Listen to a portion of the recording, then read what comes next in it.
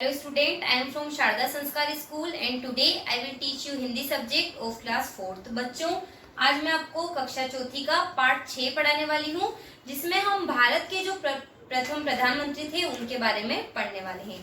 तो चलिए बच्चों स्टार्ट करते हैं। भारतवर्ष के निर्माण में जिन लोगों का महत्वपूर्ण योगदान रहा है उनमें पंडित जवाहरलाल नेहरू का नाम बहुत आदर के साथ लिया जाता है। वे स्वतंत्र भारत के पहले प्रधानमंत्री थे। बच्चों, नेहरू जी का जन्म कब हुआ था? 14 नवंबर 1889 को इलाहाबाद में हुआ था। उनके पिता का नाम मोतीलाल नेहरू था और उनकी माता का नाम क्या था बच्चों? स्वरूप रानी था और पत्नी का नाम कमला नेहरू तथा पुत्री का नाम प्रियदर्शिनी इंदिरा था।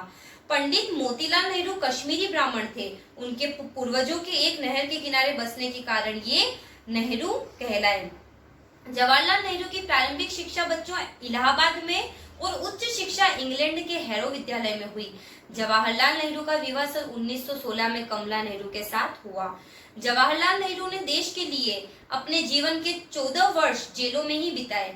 भारतवर्ष 15 अगस्त 1947 को स्वतंत्र हुआ था। जवाहरलाल नेहरू स्वतंत्र भारत के पहले प्रधानमंत्री चुने गए बच्चों, और प्रधानमंत्री के रूप में उन्होंने 17 वर्षों तक देश की अमूल्य सेवा की। वे अच्छे नेता ही नहीं बल्कि अच्छे वक्ता, अच्छे लेखक और योग्य पिता की योग्य संतान थे। उन्होंने देश से अशिक्षा और गरीबी दूर करने के लिए सदैव प्रयत्न किए। बच्चों, उनका गरीब किसानों और बच्चों से गहरा प्रेम था।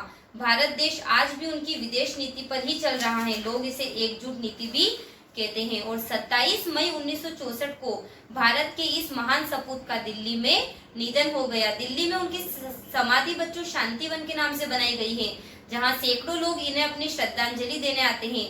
भारत देश नेहरू जी के योगदान को सदैव याद रहेगा। तो बच्चों, स्वतंत्र भारत के पहले प्रधानमंत्री कौन थे? पंडित जवाहरलाल नेहरू। Thank you.